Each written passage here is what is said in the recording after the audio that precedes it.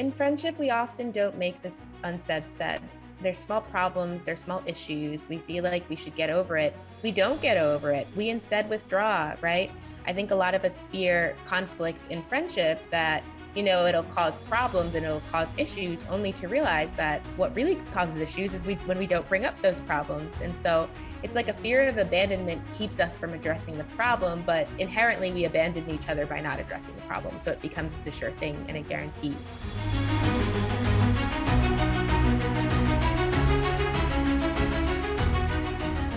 All right, welcome back to the show, everybody. Today is all about friends.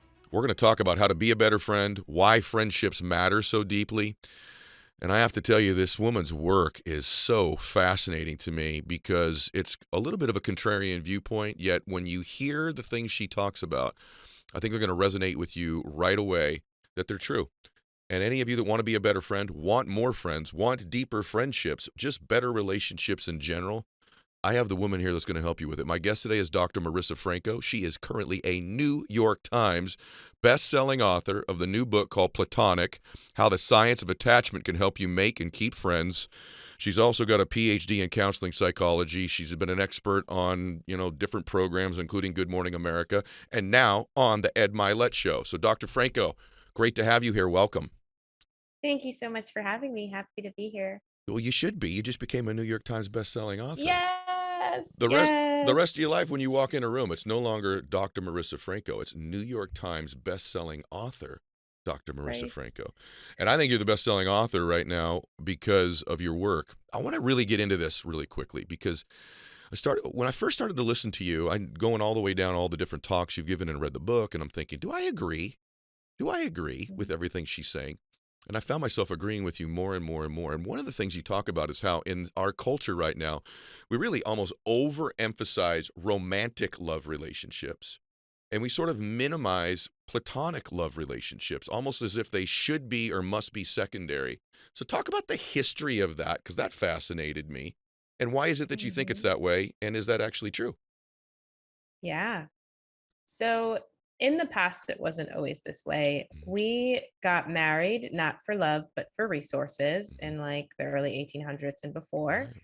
And so love wasn't a part of marriage. And in fact, people really looked for feelings of romance. And how I define romance here is, you're excited about someone, you're thrilled to see them, you yearn for them, you idealize them. There's a deep level of intimacy and passion. People found that in their friendships because at that time, interactions among people of the same gender were considered a lot more intimate, and the genders were considered to be too distinct for people to form these sort of deep connections. Hmm. And so, because of that, people really experience all types of intimacy in their friendships that we experience far less today. Like, friends were able to hold hands with each other, Right. share beds, write love letters to each other. That all changed because around 1867, society really changed in the Western world, changed how they viewed homophobia. So before then, it was sort of taboo to have same sex love, but it wasn't taboo to engage in all of these behaviors that weren't actually sexual. Like I said, holding hands, Yeah. sharing a bed, writing love letters, right? But then two psychiatrists, Sigmund Freud, Richard von Krafft-Ebing, they basically wanted to make it even more taboo for same-sex love to happen as people were moving into cities and there's an increase in these same-sex sexual acts. So they sort of created these theories that same sex sexual love is a disorder that defines someone's entire identity. Mhm. So now it wasn't just the sex that was stigmatized, it was the entire gamut of behaviors that could perhaps suggest sexual interest. And so after that, people felt like if I express love to my friends too deeply, I might come off as being in love with them. Yeah, and that's so And so much it really, it's really a part of our culture now, isn't it? I mean, I didn't mean to jump in there, but first sure. off, I didn't know the history. So, and I started to read, and I'm like, actually, it's accurate that a couple centuries ago that most people did not marry necessarily for love. Some did, but a lot of people married because it was arranged by their families or they were in the same caste system or there was a financial reason to do it. And it fascinated me to think that prior to that because what is natural? I think a lot of people listen to this would say, I actually am so comfortable loving my friends. It's easier. It feels like it should be that way. I think when I hear something, I kind of put it through do I agree with that life meter? I'm 51 years old, right? And I'm a unique male in the fact that I tell most of my male friends, hey man, I love you. I feel like I have pretty intimate relationships with my male friends, and that I do tell them I love them. I have this thing that I do with my friends often. You might get a kick out of this, where I'll say, "You know what, man? Let me tell you about you." And then I pour into them. Man, how special you are, how Mm, smart you are, how much I love you. And I can't wait to see these male friends of mine. Yet, I do sense, particularly with men, but I guess it's true with both genders, but I do sense that, yeah, to an extent.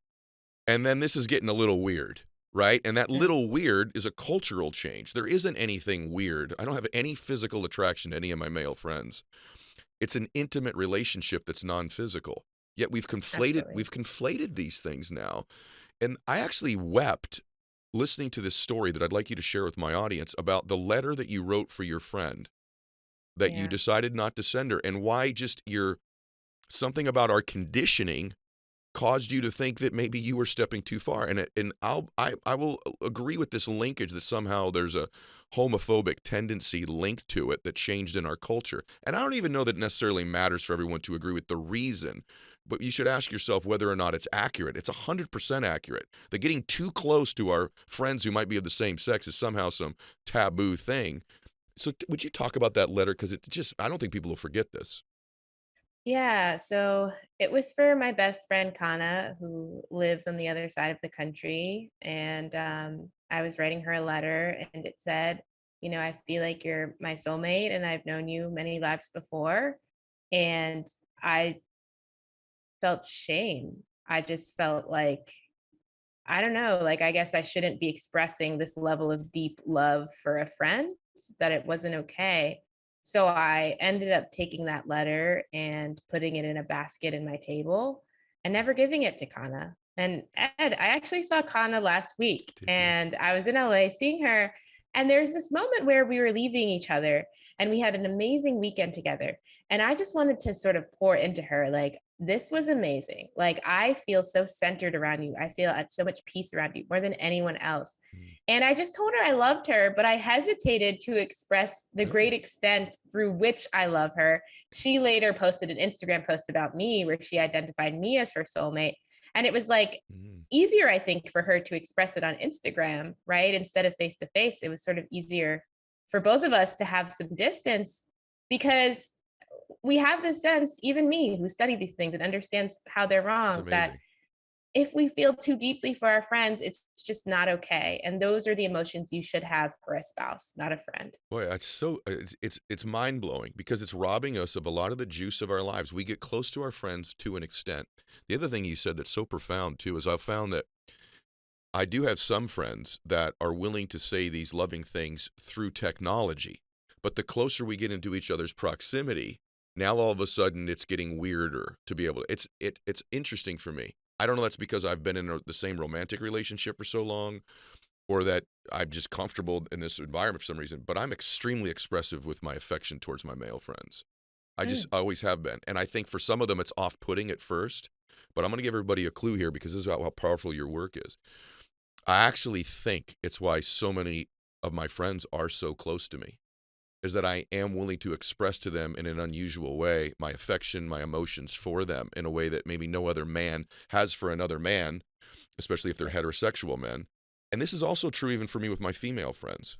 My expression of love. Now, I will always qualify it by saying, I love you, sister. So they sort of Mm. know that it's a different type of love out of some sort of respect to my wife. But I do feel like I'm more expressive with my affection for my friends, which is why I have deeper relationships.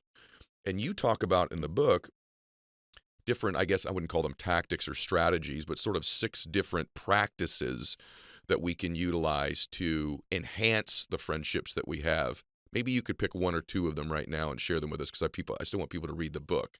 But what are 1 or 2 of those practices? I know them, but I'd like you to share them with the audience. Of course. Yeah. So one of the big ones I share is initiative, because we assume friendship happens organically, that it should just sort of, you know, drop into our lives. We shouldn't have to work at it, right? So different from our script that we have for romantic love. And in fact, this belief is related to being lonelier over time. Mm. The problem is we use the script from childhood, Ed, where in childhood we had an infrastructure that provided continuous unplanned interaction and shared vulnerability. So we saw people every day and we had our guard down. Rebecca G. Adams, she's a sociologist who argues these are the ingredients for friendship to happen organically. As adults, we don't have that anymore, right? I mean, we have our workplaces, we see people every day. We're often not very vulnerable at work. So you can't rely on the same template you had when you were a kid now as an adult. Otherwise, according to the research, if you think it happens just based on luck, you're more likely to be lonely 5 years later. Wow. Wow. I want you to keep going, but I want to jump in here. I feel like also, and tell me if you agree with this, that well, first off, I think everybody listening to this in their heart right now want deeper, loving relationships with their friends. They want it. Yeah. They want to become closer. And those that are listening that have one or two that are relatively deep, it's one of the greatest blessings of your life. And we will pursue with initiative a romantic relationship. That's acceptable. In fact, there's apps for it. There's apps created so that we can pursue that one romantic relationship, that theory of the one.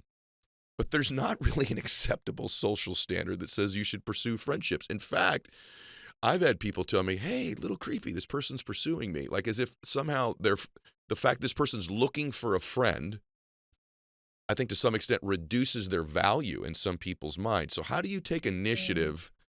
This is really nuanced, isn't it? How do you take initiative in building a deeper friendship or wanting to be a friend with somebody, but you're swimming sort of counterculture? So how do you do it in such a way that you don't come across as, I guess the word would be desperate? I mean, it's a terrible Yeah. cultural conditioning we have, but you can, I would imagine if you take the wrong initiative or don't have a nuance to it, it can be conditioned in people's minds as seeming desperate.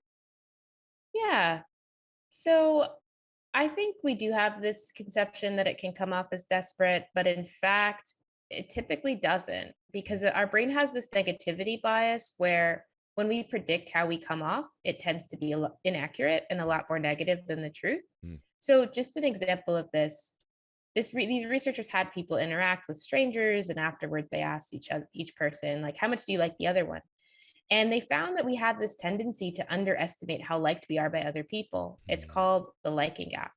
mm, And so even if you think it may come off as weird, right? The average American is lonely. And so they actually really want connection. And so mm, you being able to just say something like, it's been so great to talk to you. I'd love to stay connected. Would you be open to exchanging contact information? mm, Likely it's going to come off a lot less awkward and a mm, lot more positively than you might assume. mm. Do you feel like, and one of the things you talk about in the book is authenticity too, about building those relationships. That's one of the 6 keys. I think sometimes also the initiative part can be post the encounter. And what I mean by that is these are just practices I've had in my life. And it's odd to me that because we don't do a lot of topics on the show where I go, I have a lot to learn in this area. And it's interesting. I thought I'm a great friend. Then I started thinking about some of the relationships I've had over time that I've let weaken. I've let distance come up. I've allowed the gap to increase between us. And I feel like that's because of the lack of initiative I've taken in between our physical meetings, if that makes any sense. In other words, there hasn't been enough like, hey, I loved our lunch today. It takes 3 seconds when you get back home, right? I loved our lunch today. When can we do it again? I felt so good. I feel so good when I'm around you. Yet you would do that on a date. You'd have a post-initiative follow-up. I enjoyed our date so much. I can't wait for us to get together again.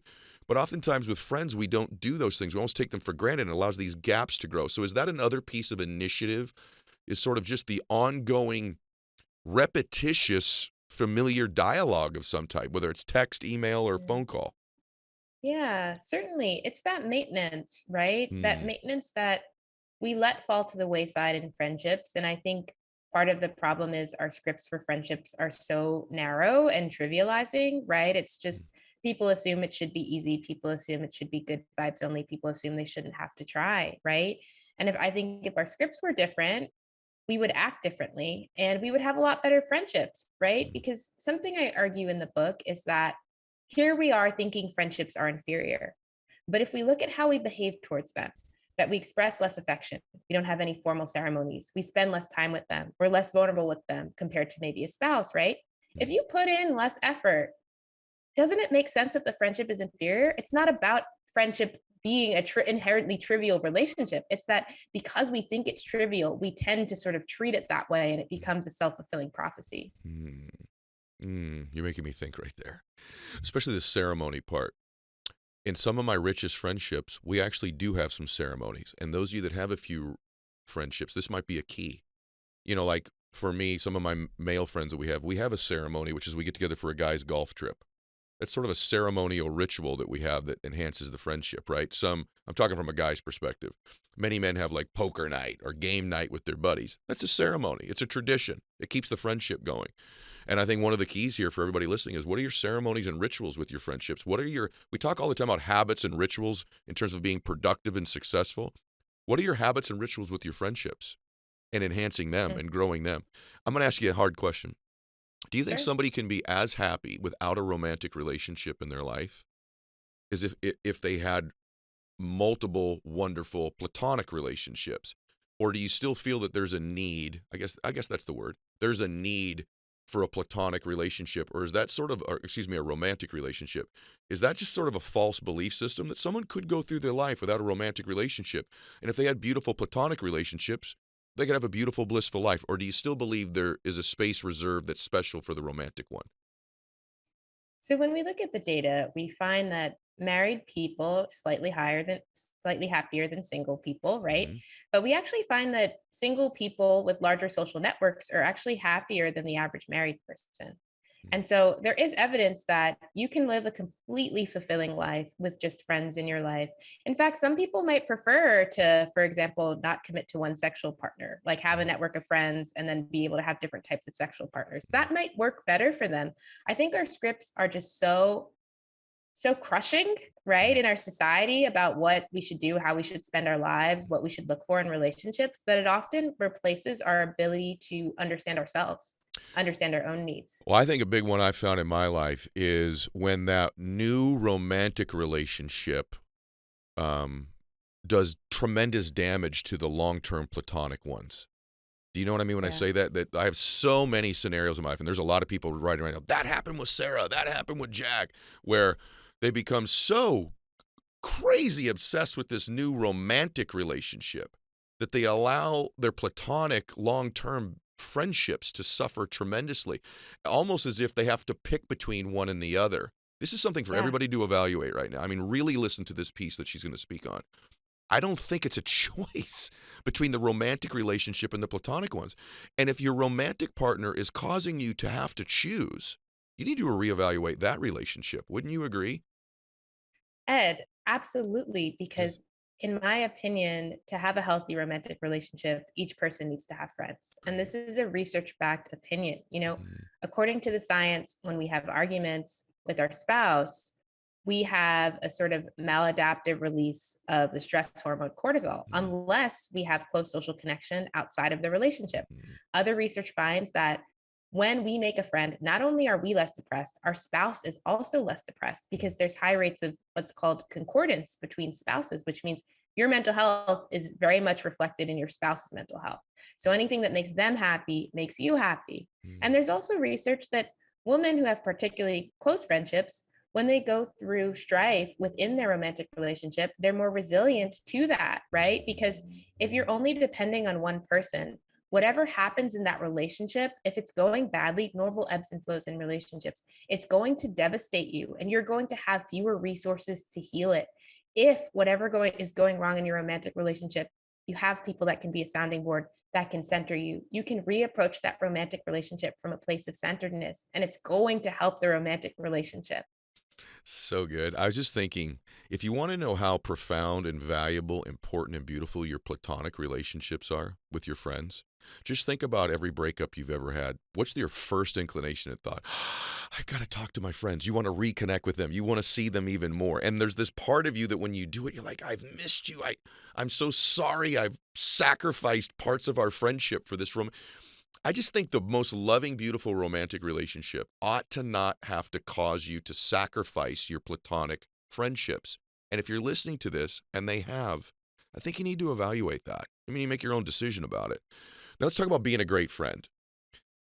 I like friends who tell me the truth, that are really, really straightforward with me. You have a thing in there called productive anger, and they're correlated, but really not. But what makes, in your mind, a really true, valuable friend? If I want to be one or I'm looking for one, what are a couple of those Mm. characteristics in addition to what we've talked about? Yeah. So there's moments in friendships that I call diagnostic moments. They're these moments that disproportionately affect how we view the friendship. So those are really the moments when we're at our highest and at our lowest. So when I'm celebrating, I just got married, I just launched my book, like, are you there to celebrate with me? But also when I'm devastated, when I, go through this divorce or find out I have a health issue, right? Or a miscarriage, are you there to support me in those times of need? And it's just so important, to be a good friend. It's not about having to be there every day. It's about having to show up in those really, really critical diagnostic moments, because when we express more strong emotion, it impacts our memory. We're more likely to remember experiences that involve stronger emotion.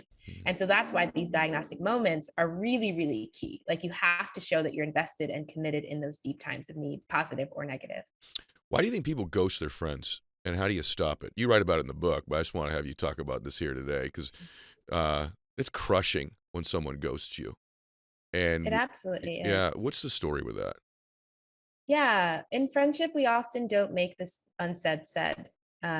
There's small problems, there's small issues. We feel like we should get over it. We don't get over it. We instead withdraw, right? Mm. I think a lot of us fear conflict in friendship, that it'll cause problems and it'll cause issues, only to realize that what really causes issues is when we don't bring up those problems. And so Mm. it's like a fear of abandonment keeps us from addressing the problem, but inherently we abandon each other by not addressing the problem. So it becomes a sure thing and a guarantee.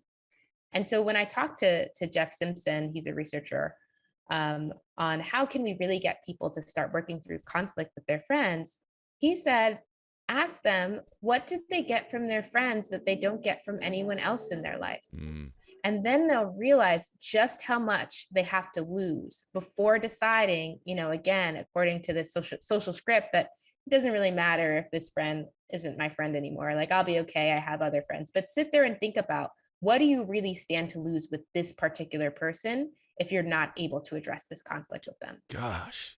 I love that you always quote studies, by the way. And one of the things in the book, thank you for this today. This is so good. This is a topic that's never covered anywhere about how to be a better friend, why it matters. You actually direct, now the mental health part, I think is pretty obvious to me that, hey, if you have loving, great platonic friendships, probably your mental health is better. And you've addressed that. And it also affects the mental health of your romantic partner as well. But you actually take it a leap further. You say it affects your physical health. It can even affect your Yep. lifespan. So listen to this, Yep. everybody. The richness of your friendships you're submitting has some correlation between how long we live and how healthy we live. Our friendships do. Yep. Yeah, I mean, the research actually finds that the impact of loneliness on our bodies is akin to the health impacts of smoking 15 cigarettes a day. And that meta analyses, which combine all the existing research that's out there, find that, for example, diet, exercise obviously contribute to our mortality, but social connection contributes to our mortality even more so. It's even more important than diet and exercise for us living a long life. If I just have a zillion questions, so we're going to keep going. So I think this is the most fascinating topic because you said something when we were kids. I went and spoke at a elementary school recently, and I kind of knew I was going to be interviewing you. So I was just sort of looking at some of the stuff you talk about in the book, and I was watching these children. The ones I was watching were first and second graders. A couple things. I watched how vulnerable they were with their emotions. Some were mad, some were crying, some were happy, some were joyful. And I know that we're adults and we wear masks and all that stuff, but the amount of vulnerability amongst these friends bonded them, number one. The other thing I noticed, though, and we're going somewhere interesting here, was their physical affection for one another. So several of these little beautiful souls were walking out of class holding hands. And a couple of them struck me. There was a little Asian boy holding a little black girl's hand, and they were walking. And it actually affected my heart when I saw it. And then there were these two little girls, a little African American, little black girl, African American girl, little white girl, and they were running out to go play tetherball together.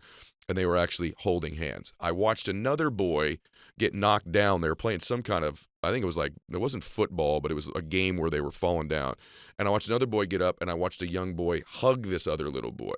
This was all very natural and normal for these children.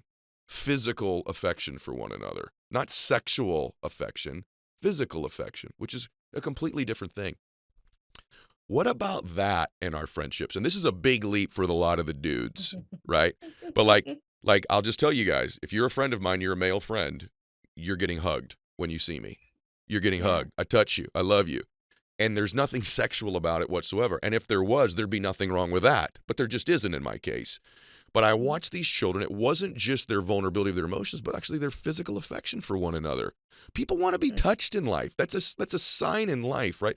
We almost never touch our friends, do we? I just wonder what your thoughts are on that.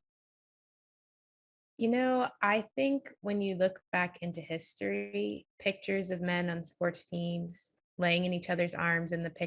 pictures, you see that physical affection, this deep intimacy, this romantic love in friendships is not radical. It's traditional. Um, So it's true. longer in our history that it's been part of our friendships for us to engage in physical touch, right? Yes. It's only very recently in our history that we've cut that off from being a part of our scripts for friendship. Mm. See, we have a hyper-sexualized society sometimes in some cases. And I think sometimes two things. One, when women are affectionate with one another, they're concerned that people are going to think a particular thing about them, which why they care about that, I don't know, but they do. And in men, there's only one place. It's so amazing you just said this. There's one place we're allowed to give ourselves unlimited physical affection almost, which is in sports. Right? In Mhm. sports, I'm allowed to hug you. I'm allowed to high five you. I'm allowed to touch you. I can tap you on the butt when we're playing when we're playing sports. Somehow that's an area we've carved out where physical affection for one. And what's interesting is it's the most hyper masculine environment in the world, yet you see some of the most physical touching of male friends with one another in that environment. Isn't that not fascinating? But in our day to day life, people would probably think it would be awkward to do that. I just don't. Maybe it's because I was an athlete that I'm used to doing it. But do you agree? Like you see this in sports all the Yeah. time. Naomi Way, she has this great book on like men and their friendships and disconnection. And one thing that she finds is that the men who are the most masculine can violate these boundaries of masculinity and connection and intimacy the most because Mhm. they have this sort of anchor point, right? Yeah. Nobody's going to question Yep. my sexuality. I'm like the quarterback on the football team, Mhm. right? And those men that had that anchor were allowed to express this need for deep intimacy and connection that we all have, Mhm. right? But for anyone who didn't have that anchor, they really had to stay within the lines. Yeah. And the sad part about that is that they're worried about what their sexuality looks like in the first place anyway, right? And there's an underlying thing there that's just terrible.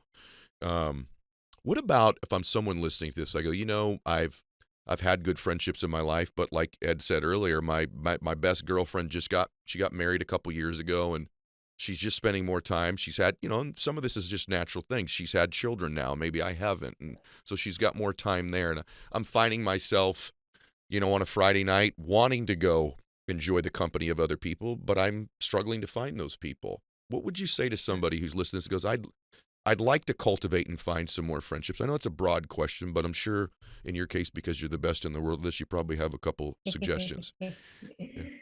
Thank you, Ed. I do. I do. The first is to join a community that's repeated over time. So don't go to that networking event, go to that professional development group, right?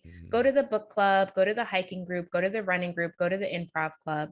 Because when you see people repeatedly, you capitalize on something called the mere exposure effect, our unconscious tendency to like people when they are simply familiar to us. These researchers planted women into a psychology lecture, and they found that at the end of the semester, students in the lecture reported liking the woman who showed up to the most classes, 20% more than the one who didn't show up to any, Mm-hmm. even though they didn't remember any of these women, right? Mm-hmm. And so when you join something repeated, that's something to keep in mind. First of all, your first meeting is probably going to be awkward. It's uncomfortable. Mere exposure effect has not set in. That's not a sign that you shouldn't be engaging anymore. Mm-hmm. Commit for 2 to 3 months once you Mm-hmm. find a club that you like Mm-hmm. before giving up on forming connections there. That's a great flippin' suggestion. It's also people that probably have a shared or common interest with you, right? Have a Exactly. proclivity to think about you. What about that? So I want to go somewhere kind of difficult. Do you think it's more difficult to build friendships with people who you just disagree with on certain things? I'm not talking about values. I think you have to have Mm. shared values, right? Yep. But I'm a liberal, you're a conservative, right? Mhm. Whatever, my viewpoint on religion. I'm a Christian, you're an agnostic or atheist or Jew. See, to me, my dad was my best friend, and he passed away a little while ago. And we had shared values. obviously shared experience, but we disagreed on these things.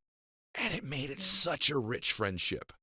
In other words, it wasn't an echo chamber for me like most of my other friends. We mainly hang around people who go, you're right, yeah. And we sort of, I want a few of my friends. I think it's one of the richest things in life, yet I think culturally right now, are you red or blue, right? Yeah.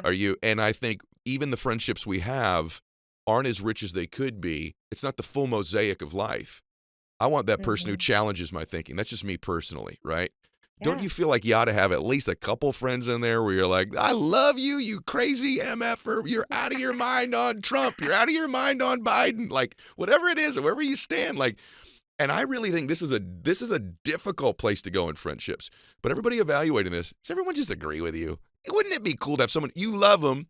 They're not bad because they disagree with you.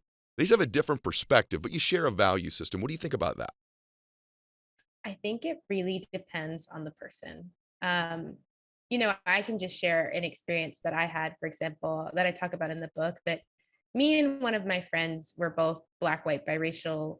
And I grew up in New York, so I had never experienced racism before, at least not blatantly. He grew up in Germany, so he had, right? We got into our positions as professors. We both started to experience pretty blatant racism. And it really affected me. It really, really impacted me. I was not used to this. I did not have any resilience to it. It affected him a lot less. And so he was sort of able to stay in his position and get to the top of the position. He's now a tenured professor there, right? Because that was something he could live in, that difference. He could live in those feelings of disconnection with people based on race, right? But I couldn't. And that's because we have different histories and different capacities. And so, Ed, when you say it's really rich for me, right? Your experience is great and your capacity is great. And I totally think we need people that are working across these differences and bridging these divides. But for other people, their experience when they talk to someone who has different values in them, their body reacts very differently, right? They have very different reactions. And there's this book called What Happened to You that talks about the ability to regulate as a privilege. It's a sign that you've had healthy relationships in the past rather than really traumatic relationships, or you've had the opportunity to really work through that trauma. And if these people that are constantly getting triggered by people's differences of opinions, I think if we encourage them to stay in those relationships, what we might find is they're going to form really gross relationships where they don't actually feel close to people. So I think it really depends on people's capacity and you discerning for yourself, like, is this a positive experience for me? Is this an enriching experience for me? Or is it just too much for me right now in this moment? And I'm going to make a decision that kind of reflects where my own capacity is at. Yeah, where we agree is on the values part. So that's why I phrased the question the way I did. That's why I asked it, because I don't think anybody should, I don't even think there's probably any point in your life where surrounding yourself with people who have different value systems than you. But for me, for somebody who sees God differently than me, right, but believes in God, to me, that's not a difference of value system. That's a difference of opinion. And I think my life is enriched by it. I don't think it has anything to do with my conditioning necessarily that I've had negative and positive relationships in my life. I'm not suggesting that people should have people in their lives that don't share their values. In fact, I think life's too short to have people around you who don't share your values. But I do want to have people around me that stretch me, that cause me to think, that cause me to grow, that cause me to change my perspective on those things. And the funny thing about that relationship that I had with my dad is post his passing, I'm starting to agree with him more on things. And so his lack of proximity to me has caused me to really reflect. And sometimes that's healthy too. That when you do have somebody in your life and maybe there's been a lack of proximity, our appreciation and affection for them can grow in their absence. And if you have somebody in your life that you loved, that you were very close to, and you miss them, maybe today's show is a catalyst to get you to reach out to them and say, I miss you. I love you. Can we get together again? How are you? I think you'd be shocked at how great they'd feel to hear from you. And I only can tell you this because everybody listening, I wish I could do that with my dad. I wish I could call him and go, give me that crazy stuff you told me about taxes again. Give me that stuff again. I would love to hear that from my dad again. And I don't have the opportunity to. And so for those of you that are listening, that have had some precious human being in your life that's maybe just become a little bit more distant from you, use today's show as a real catalyst, an excuse, if you need it, to reach out to them. Say, I was just listening to the show on Friends, and it made me think of you. And reach out to them again. I hope that'd be a beautiful experience for all of you. What is one thing, Dr. Franco, I could do or anybody could do to be a better friend? I mean, that's a pretty Yeah. broad question, but what is something I could do that makes me a better friend? Here is my tip. Um, Assume people like you. According to the research, when people are told to make this assumption, it makes them friendlier, warmer, more open, and it becomes a self fulfilling prophecy. When we fear that others will reject us, we get closed up, we get withdrawn, we are engaged in our egocentric bias more, which is our tendency to think a lot more about how people impact us than how we impact them, right? And it's very hard to be a good friend when we constantly think people are rejecting us because we get into this self protection mode that is antithetical to pro relationship mode. If I'm in self protection mode, I'm not initiating, I'm not vulnerable, I'm not expressing affection towards you. If I am in pro relationship mode, I am vulnerable, I'm expressing affection, I am initiating with you. But in order to be in this pro relationship mode, we need to feel safe enough, right? And part of the ways in which we feel safe so we can facilitate all these positive behaviors that nurture friendship is we assume that people like us and receive us positively because then I'll reach out, then I'll express that affection, then I'll express that generosity towards you. Man, this is interesting. You're making me think a lot about a lot of things. And that's why I do the show. I want people to be thinking. I want them to be challenged. I want them to learn things and have insights and take tools away that they can use. One of the things I'm grateful for today is so many tools you've shared already. But it makes me think about different aspects of my life and in people's lives. So how do you, I don't know if you've ever been asked this before, and I've never asked anybody this before. How do you nuance this need, desire for these relationships with self-reliance and that nuance between giving my power to other people in terms of my own happiness? In other words, do I not have to find ways to be happy within myself? You made a great point of assume people like me. But what Mm-hmm. about assume I like me? I Mm, love me. And how important is yeah. that to not predicate my self-worth on the affection of any other person, even though I understand the value of having these friendships? I imagine that's a really interesting space to navigate, right? We want these friendships because they enrich our lives and they cause us to be happier and live longer. Yet at the same time, am I not a more valuable friend if I love myself in the absence of that? I think you know what I'm asking you. Yeah. I do, Ed. And I think it's hard to separate these two Yeah, it things, is. right? Because the people that love themselves have been loved by other people and have internalized that. So it's Mm, become part of themselves. good point. There's a theory on self esteem called the sociometric theory of self esteem, which is that our self esteem is a gauge for how other people feel about us that we've internalized, even more so than it's a sense of I feel positively about me. And so there is this sort of bi directional relationship. I assume people like me.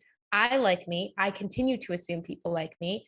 The problem that I think you're getting at, Ed, I wanted to address with research on something called self verification theory.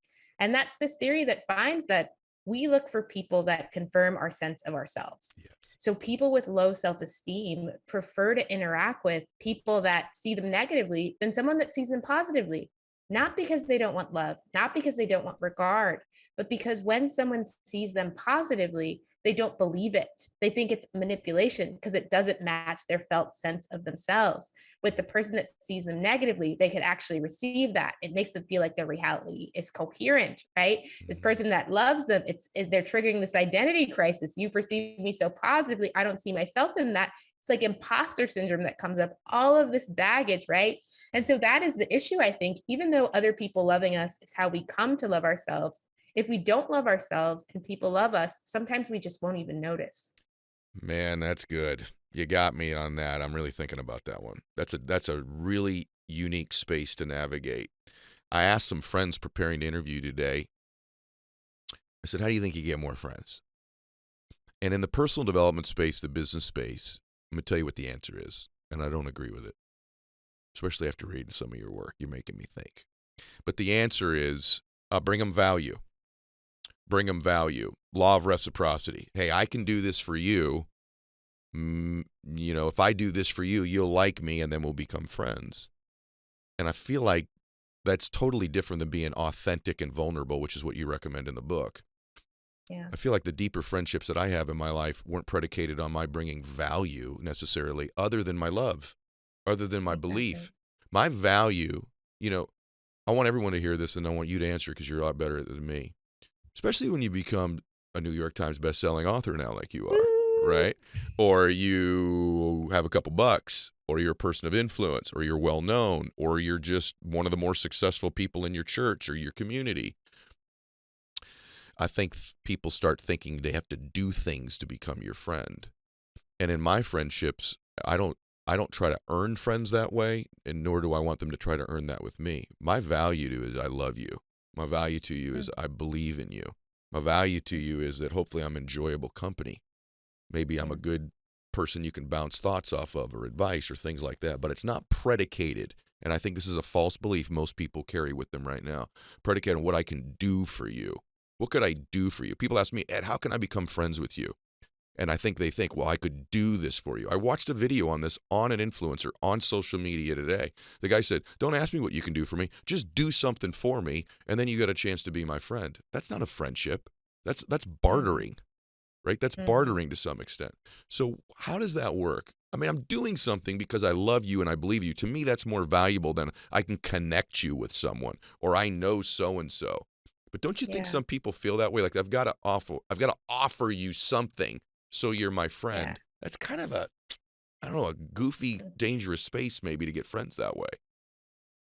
You know, I think it can work, but it's not authentic. Yes. And whatever we do that's inauthentic burns us out, right? Inauthenticity depletes our energy, like depletes our mental health, right? So it's not really sustainable. But what I suggest, Ed, and I think what I talk about in the book is that when we're secure with ourselves, when we feel most safe, we are naturally loving. Like it comes out Yes. naturally. Like we Yes. want to give to people, we want to be generous towards people. Correct. And so part of that unlocking authenticity, to me, I define authenticity as who you are when you feel safe, who you are when you're not hijacked by defense mechanisms. Mm. Then if you're able to get in touch with that, you're naturally going to display all of these behaviors that create connection. Is that what you mean by offering generosity in the book? That part of it? Is that the definition of that to some extent? Which part of it, the Wh- definition? Well, the part of what I'm offering you is my natural love. It's not offering generosity, I mean, like, here's money or here's my relationship or here's the Exactly. keys to my Ferrari or whatever it might Yep. be, right? Yeah, because I think Yeah. I think sometimes that can be misconstrued with people where they think, yeah, I've got to offer somebody something in life. And the other thing too is relationships have dynamics. So if a relationship is started predicated upon me doing things for you, that dynamic now exists until I stop doing things for you. And when I stop doing True. things for you, how authentic, to use your words, is the relationship? Okay. Final question. I've enjoyed today so darn much. And it's I wanted to do a Mm. show on what I think is maybe one of the most important topics in life, which is the people around us and having rich and loving relationships in our life. And this fallacy that somehow they all have to be romantic to be the most important ones. You got me. You've persuaded me on that. When I started watching your work, it persuaded me. And I even know some of you that are in loving romantic relationships are like, oh, I already feel like I'm cheating if I like my friends as much as I like them. That's how this has sort of become part of our thinking in our life, and one doesn't exclude the other one in our lives. So what about your work? Because you say how the science of attachment can help you make and keep friends. So what is the science of attachment? I want to get to the root of this before we Mm. leave. What is the science of attachment? And in your words, before we leave, and take as much time as you want, how does that help us make and keep friends? The science of attachment. Yeah. So, as I sort of sifted through the research on friendship, what I found was that our personalities are fundamentally a reflection of our experiences of connection or disconnection. Whether I am open, warm, trusting, cynical, all of these things are predicted by whether I've had healthy connection in the past. But not only that, if I've had that healthy connection, I cultivate a number of traits that contribute to me continuing to connect, right? And that's if I am securely attached, I've had those healthy relationships, I begin to display these healthy behaviors that allow me to continue to attach to other people. Insecurely attached people, they haven't had. Oh, Ed, did you want to ask me a question? No, I'm Okay. profoundly agreeing with you right now. Keep going, please. Yes. Yeah. Insecurely attached people, they haven't had healthy connection in the past. They carry around this unconscious template for connection. either that everybody is going to abandon me or sort of betray me. And this becomes a self-fulfilling prophecy. They look out for instances where this is true. They do not register instances that are counter to this assumption. And it becomes a self-fulfilling prophecy too, Ed, because if I think you're going to abandon me, when the situation is ambiguous, you might be hangry, for example. I think you're rejecting me. I reject you. I become cold and withdrawn. And then you reject me because you feel rejected by me, right? And so if we don't understand our own attachment, which is really our internal template for how people are treating us, which then affects our own behaviors in our relationships, we will continue to think the world is just cruel. People just reject me. People can't be trusted. And if we understand our own attachment, we can be empowered to think there are behaviors I can change so that I can foster deeper connections with others. I love you. This is exactly why. No, this is exactly the question I asked you earlier, where I think we agree, but we word it differently. You're so flipping right. So my main male relationship was with my dad. And my dad was a drinker when I was young and wouldn't show up. And I started to build these belief systems. You're talking about that idea that, hey, maybe you shouldn't have people around you that are different than you until you're ready because you haven't had these healthy other relationships. You were using the example with you earlier. And you're very right about it, because when I had male relationships in my life, I thought, well, they're all going to lie to me. They're all going to eventually leave. They're all going to screw me over. They're all going to do this or that. Because the one relationship I had with the most important male, that had happened. And I had to really learn in my relationships not to project that pattern and dynamic into my new friendships. And early in my life, you're so right, early in my life, I lost a lot of friendships because I would jump to the conclusion that was happening because it looked like what it used to look like. And so I'd go, oh, they're doing it. They lied right there. They're like my dad. Well, no, they're a human and they fibbed a little bit and they're still a really good person who loves me. It doesn't mean all these other things are going to happen. And so that's why your work matters so much, because you're exactly right about that. And it's worth going back the last 3 minutes there and evaluating what Dr. Franco just said, because we do that in our patterns in our relationships. We do sort of project into them that way. And I totally agree with that. And that's why I was nodding. I certainly wasn't trying to jump in and interrupt you there, because I think that was gold. So I think you are too. I think your work, I just want to tell you, thank you for doing the work you do. And thank you for bringing the perspective you bring, because I don't think there's another book like this. I don't think there's work like this. And by the way, it educated me on, historically, how these relationships once worked and when it changed and kind of why it changed.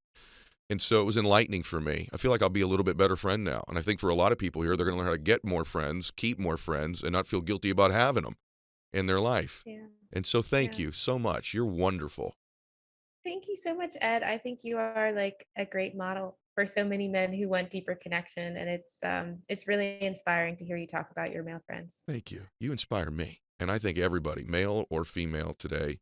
And by the way, in any type of relationship you have, even the romantic ones, there's clues in here for your romantic relationships too, not just your platonic ones. And Dr. Franco is nodding, which means I'm right about that. So check another box I was right about. Okay, you guys, New York Times best-selling book right now. Go get Platonic, How the Science of Attachment Can Help You Make and Keep Friends. And I think I made a new one today with Dr. Franco. I'm adding Marisa to my friend group. So now you're on these group texts. You're going to be getting I love you sister text before you know it. I can't wait. They're coming your way. All right. Hey, everybody, share today's show with your friends. That's who you should share today's show with. And I want to just tell you all to continue to max out your life. And God bless you all.